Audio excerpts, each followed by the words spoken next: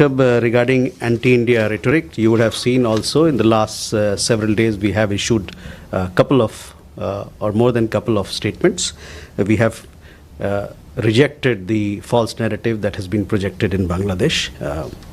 You would understand that law and order or security situation or the developments that are happening in Bangladesh is the responsibility of the government of Bangladesh, and to portray a narrative where things go in some other direction is completely false, and we reject that.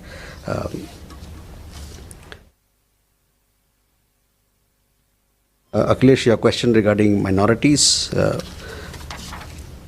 we are all aware of the recent developments in Bangladesh. We have been closely following them, and as far as law and order situation is concerned, I have been apprising you from time to time as to what our position has been or should be and is today. The unremitting hostility against minorities in Bangladesh, including Hindus, Christians and Buddhists, at the hands of extremists is a matter of grave concern.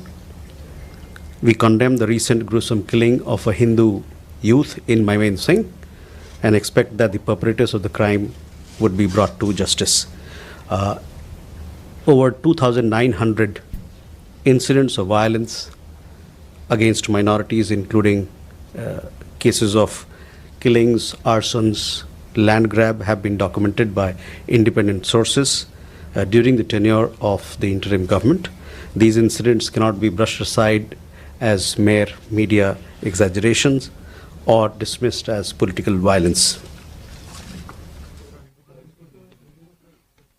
Bangladesh में अल्पसंख्यकों, जिसपे हिंदू भी हैं, ईसाई भी हैं, बौद्ध धर्म के लोग भी हैं, उनके खिलाफ लगातार हिंसा हो रही है।